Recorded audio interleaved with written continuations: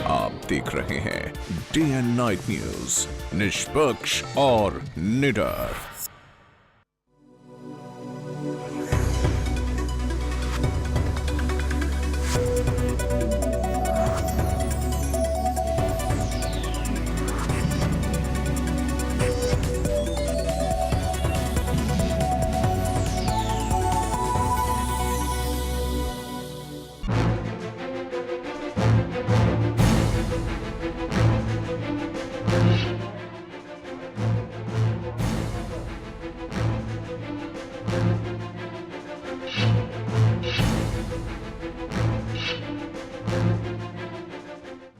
Anantnag Lok Sabha seat के शोपियां में आज मतदान के बाद आतंकियों ने हमला किया।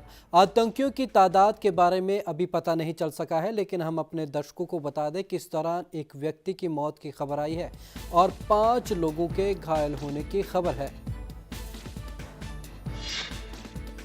अनंतनाग लोकसभा सीट के शोपियां में आज मतदान केंद्र पर मतदान के बाद आतंकियों ने हमला कर दिया। आतंकियों की तादाद के बारे में अभी पता नहीं चल सका है, लेकिन हम आपको बता दें कि यहां पर एक व्यक्ति की मौत की पुष्टि हो रही है और 5 से ज्यादा लोग घायल बताए जा रहे हैं।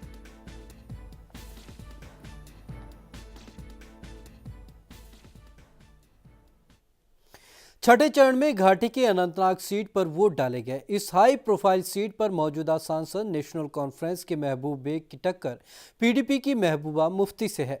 कड़ी सुरक्षा व्यवस्था के बीच मतदाताओं ने यहां अपने अपने वोट डाले, लेकिन उन पर हुर्रियत के अनंतनाग बंद और आतंकी संगठन हिजबुल मुजाहिदीन की धमकी का असर साफ देखने को मिला। यहां मतदान प्रतिशत बेहद कम रहा।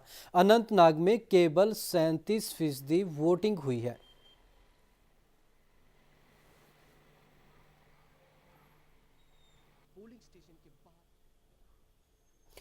कश्मीर से विस्थापित हुए कश्मीरी पंडितों ने वीरवार को घाटी में अनंतनाग लोकसभा सीट के लिए मतदान किया। कश्मीरी विस्थापितों में आज भी अपनी भूमि के विकास की चिंता दिखी, मगर सुबह से नाम वोटर लिस्ट में न होने के कारण वोटरों में चुनाव आयोग के लिए गुस्सा भी दिखा।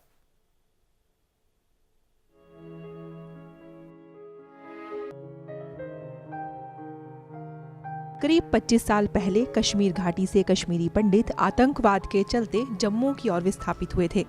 तब से अब तक करीब 5 लोकसभा चुनाव हो चुके हैं, लेकिन अनंतनाग लोकसभा सीट से विस्थापित हुए जम्मू, उधमपुर और दिल्ली में रह रहे इन कश्मीरी पंडितों का कहना है कि उनके लिए मुख्य मुद्दा आज भी शांतिपूर्ण घर वापसी ही है।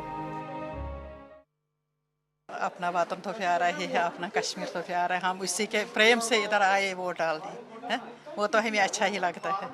हम तो उधर के ही थे, हमारा तो प्रेम है अपने कश्मीर से। आप देख लेंगे उनका भगवान भी क्या करेगा हमारे लिए, तो हमने तो अपना वोट डाला है। वहीं दूसरी ओर कई कश्मीरी पंडितों ने उनका नाम वोटर लिस्ट में ना होने के कारण विरोध प्रदर्शन किया और जानबूझकर कश्मीरी पंडितों को लोकतंत्र से दूर रखने की साजिश करने के आरोप लगाए। लोगों को यहाँ पे बहुत से लोग आ गए, तो उनके पास उन्होंने एम फॉर्म भरे हैं, लेकिन यहाँ पहुँचा नहीं दिए हैं।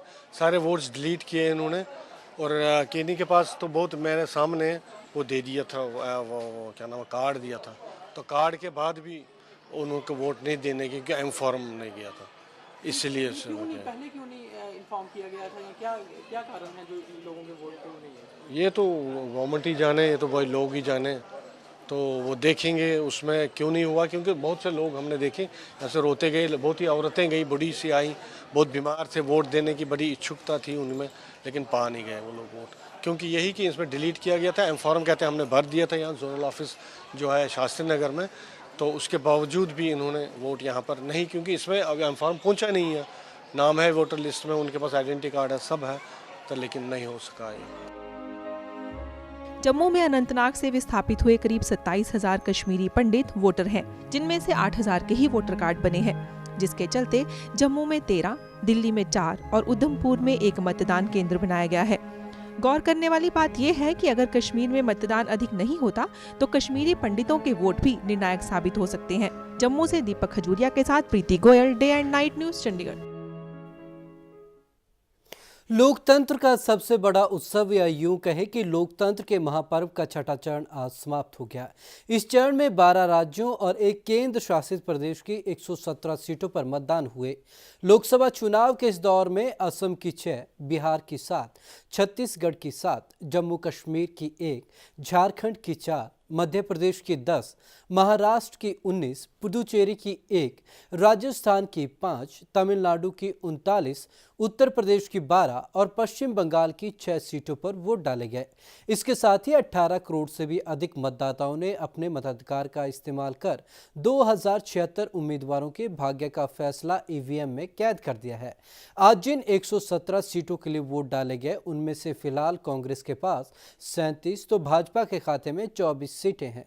छठा चरण ही इस बात का फैसला करेगा कि छोटे दलों के साथ गठबंधन बनाने वाली बीजेपी तमिलनाडु में एआईडीएमके और डीएमके के किलों को भेद पाती है कि नहीं।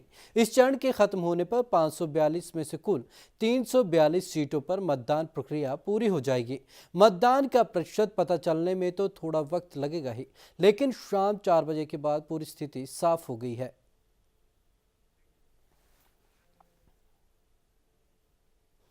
वहीं प्रधानमंत्री मनमोहन सिंह ने भी आज अपना वोट डाला। प्रधानमंत्री अपने मताधिकार का इस्तेमाल करने के लिए अपनी पत्नी गुरशरण कौर के साथ असम पहुंचे।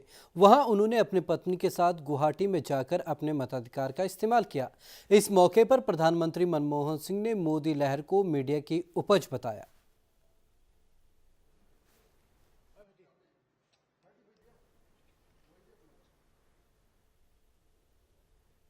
Well, Modi wave is the creation of the media.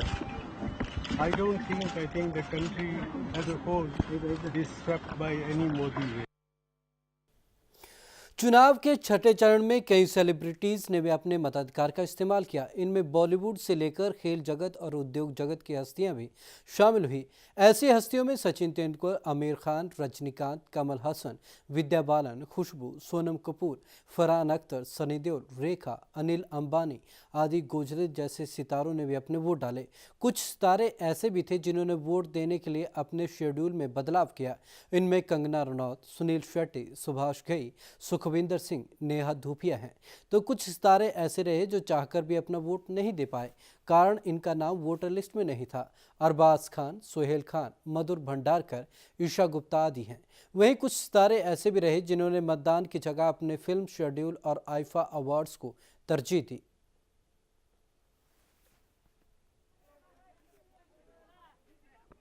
Responsibility भी है मेरी, और उसके अलावा अगर मैं चाहती हूँ कि देश में कुछ भी बदले तो ये मेरी जिम्मेदारी है। अगर कल मुझे किसी भी चीज़ से दिक्कत हो रही है, अगर मैं किसी पे उंगली उठाना चाहती हूँ तो पहले उंगली पर ये होना बहुत जरूरी है। Every point of time we need a stable government and we should all aim for it, and I have done my duty. I'm sure she has done hers. मैं सबसे अपील करता हूँ कि हर हिंदुस्तानी अपने घर से निकले और जाके वोट दें। आज यहाँ मुंबई में वोटिंग चल रही है और मेरी पत्नी किरण और मैं, हम दोनों आए हैं, और मैं हर एक हिंदुस्तानी से ये कहना चाहूँगा कि ये बहुत ही एक इम्पॉर्टेंट प्रोसेस है हमारे लोकतंत्र का। पूछना ही नहीं चाहिए कि कितनी इम्पोर्टेंट है voting. Voting is a must for everybody, for every Indian, if they believe in this democracy. हमने वोट किया है कि आजकल जो लोग आपस में इलेक्शन के दौरान जो इन्होंने एक दूसरे पे कीचड़ उछाला है, उसकी कोई जरूरत ही नहीं। समझता हूँ दुनिया भर में इतने बड़े पैमाने पे इलेक्शन को हैंडल करना, it's a humongous job. The way they are doing it, they deserve our support.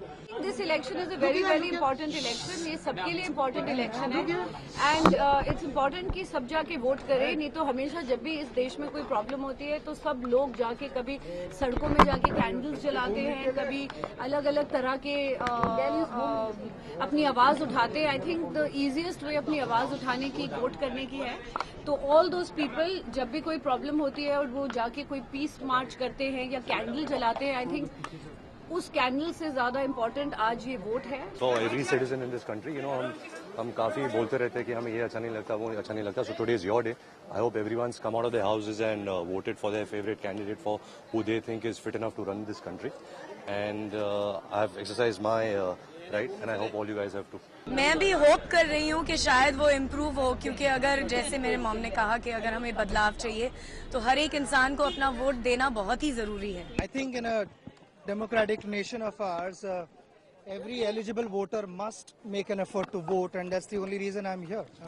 देना तो चाहिए ना, अगर हम चाहते हैं, इसलिए है क्योंकि फिर मैं अगर आप आप नहीं करते तो फिर आप नहीं है मेरे साथ कंप्लेन करने का, right? If you don't vote, you don't have a right to complain. Always will be the major issues, because we'll have to put it from the time of Rome to now. महंगाई and corruption have been our problem. We have not been able to do anything about it, and it is high time we do something about it. Gurgaon से सांसद और BJP के लोकसभा प्रत्याशी राव इंद्रजीत सिंह ने BJP की 8 सीटों पर जीत हासिल करने का विश्वास दिलाया है। हरियाणा में बादल के इनेलो के पक्ष में प्रचार करने पर उन्होंने कहा कि अगर वो बादल की जगह होते तो प्रचार से पहले 4 बार सोचते। इस मौके पर उन्होंने कांग्रेस को एक प्राइवेट लिमिटेड कंपनी करार दिया, जबकि देश में मोदी की लहर का दावा भी किया। तो कई बार समर्थक पार्टियों के अंदर भी फ्रेंडली कॉन्टेस्ट होता रहता है, और अगर बादल साहब गए हैं हरियाणा के अंदर तो उनका तो लोकदल वालों से काफ़ी पहले ताल्लुक़ रहा है। कोalition धर्मा का उल्लंघन नहीं मानूंगा, लेकिन अगर मैं होता बादल साहब की जगह तो शायद 4 बार सोच करके वहाँ जाता। मैंने जैसे बताया ना कि पहले भी कई बार कह चुका हूँ कि प्राइवेट लिमिटेड कंपनी बन गई है। जो असली कांग्रेसी हैं वो तो मेरे साथ आ गए, छोड़ गए, कम से कम हरियाणा के दक्षिणी हिस्से के अंदर। कि नरेंद्र भाई मोदी अच्छे खासे वोटों से जीतेंगे। आज देश के अंदर उनके प्रति एक उम्मीद बनी है, हर वर्ग में, हर क्षेत्र में उम्मीद बनी है कि गवर्नेंस देश को हासिल हो, और वो गवर्नेंस का प्रतीक हैं। और मैं समझता हूं कि आने वाले समय के अंदर अगर उनको मेजॉरिटी मिल जाती है 272 प्लस, तो हिंदुस्तान के लिए तो अच्छा होगा ही, शायद चमत्कार ही हो जाए। सिरसा से विधायक और पूर्व गृह राज्य मंत्री गोपाल कांडा ने अपनी नई पार्टी हरियाणा लोकहित पार्टी का रजिस्ट्रेशन करवा लिया है। कांडा अपनी नई पार्टी की घोषणा 2 मई को गुड़गांव में कर सकते हैं। पार्टी का रजिस्ट्रेशन तेजपाल बंसल के नाम पर है, जो कि कांडा के रिश्तेदार हैं, और पार्टी का एड्रेस भी गुड़गांव का दिया गया है।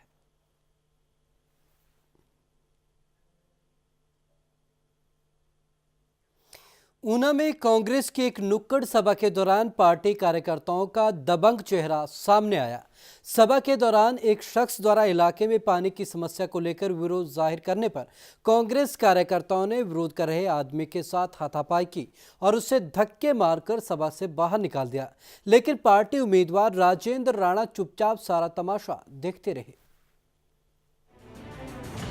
ऊना में कांग्रेस पार्टी एक नुक्कड़ सभा को संबोधित कर रही थी, जहां पार्टी उम्मीदवार राजेंद्र राणा के पक्ष में प्रचार किया जा रहा था। इस नुक्कड़ सभा में राजेंद्र राणा खुद भी मौजूद थे, जबकि चिंतपूर्णी के विधायक कुलदीप कुमार भी सहित पार्टी के अन्य नेता मौजूद थे। इस दौरान एक शख्स ने इलाके में पानी की समस्या को लेकर विरोध किया। फिर क्या था, पार्टी कार्यकर्ता दबंगई पर उतर आए।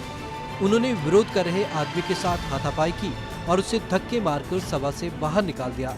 हालांकि यह व्यक्ति चीखता चिल्लाता रहा, लेकिन दबंग कांग्रेसी उसकी बात सुनने को तैयार नहीं थे। उन पर तो अपनी समस्या बता रहे शख्स को सभा से बाहर निकाले जाने की धुन सवार थी। अपनी सी धुन में उन्होंने हाथापाई और धक्के मारकर इस आदमी को बाहर निकाल दिया, जो कि उम्मीदवार को जन समस्याओं से अवगत करा रहा था। 1 साल हो गया साढ़े इत्थे पानी सप्लाई बंद हुई नो, पानी नो पानी नहीं मिले सानू सरियाड़ा आबादी ने हरियाली आबादी नो। फिर जेह्ड़े सुरेंद्र वर्कर है कांग्रेस दा, मैं असदी भी कांग्रेस वर्कर ते पहला तो वो मुर्दन मुकात केसर दे कातल नो नौकरी दोने फिर पीर भद्दे जाके कागज भेजे करदा। ये कांग्रेस वाले मुक्का दप कीती। असीं बोले पानी बारे जब पानी दिओ पहला सानू, साड़ी फसल बर्बाद होगी, साड़ी आबादी जाके देखो मौका, साढ़े पट्टे साढ़े मकान ढेने वाले हैं लोगों के, जिथे पट्टी नहीं वो जो ठेकेदार है वो करके चल गया वा। सुरेंद्र प्रधान वर्क बोलता है वोटा पान के पानी उदी लैंड बिछा वो ठेकेदार ने पैसे देता ही नहीं, तो इन कांग्रेसी ने काम नहीं किया। कहते हैं कि लोकतंत्र में सबको अपनी बात कहने का हक होता है, लेकिन कांग्रेस की सभा में लोकतंत्र शर्मसार हो गया। इस सभा में देश के आम नागरिक को अपनी बात कहने का हक नहीं मिला। यूं तो राजनेता लोकतंत्र की मजबूती का दावा करते हैं, लेकिन सभा में लोकतंत्र मजबूर हो गया। अपने कार्यकर्ताओं की दबंगई का विरोध करने और उन्हें शांत कराने की जगह पार्टी उम्मीदवार राजेंद्र राणा चुपचाप सारा तमाशा देखते रहे।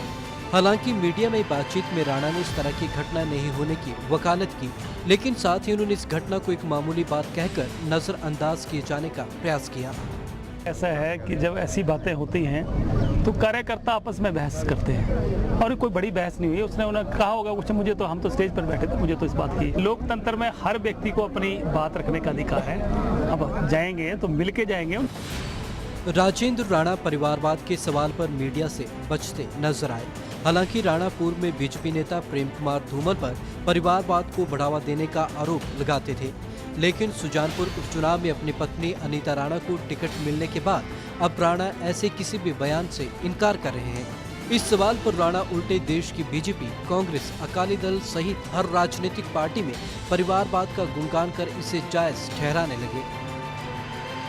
अगर किसी ने आपसी में बहस होगी तो ये तो रूटीन में चलने वाली बात है। पर निंदा करते हैं, नहीं, ऐसे होना नहीं चाहिए। हर आदमी को अपनी बात रखने का अधिकार है। कोई कार्यकर्ता यहाँ आपके बैठा है, कार्यकर्ता ही बैठे हैं। इन्होंने कहा होगा, कुछ बात कही होगी, वो बात में भी कह सकते थे। ऐसा तो कुछ नहीं है, कोई लड़ाई झगड़ा थोड़ी हो गया। डे एंड नाइट न्यूज के लिए ऊना से संदीप खड़वाल की रिपोर्ट। हिमाचल भाजपा ने मंडी से कांग्रेस उम्मीदवार प्रतिभा सिंह पर नामांकन पत्र में तथ्यों को लेकर गंभीर आरोप लगाए हैं।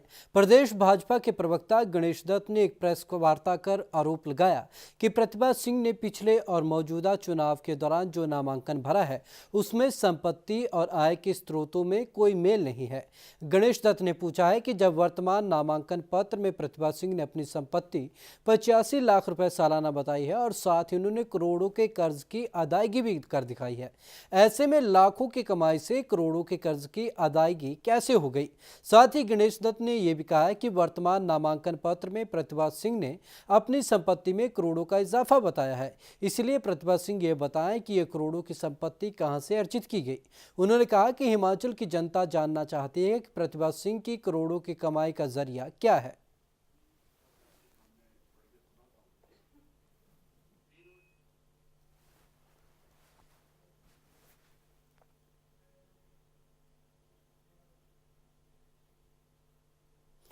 चुनावी हलचल में आज के लिए बस इतना ही। विवेक शर्मा को दीजिए इजाजत। नमस्कार। खबरों की दुनिया में आइए, हमारे साथ कहीं भी और कभी भी जुड़िए। हम मिलेंगे फेसबुक पर, हम दिखेंगे यूट्यूब पर, हमें फॉलो कीजिए ट्विटर पर। खबरों के साथ बने रहिए रात दिन।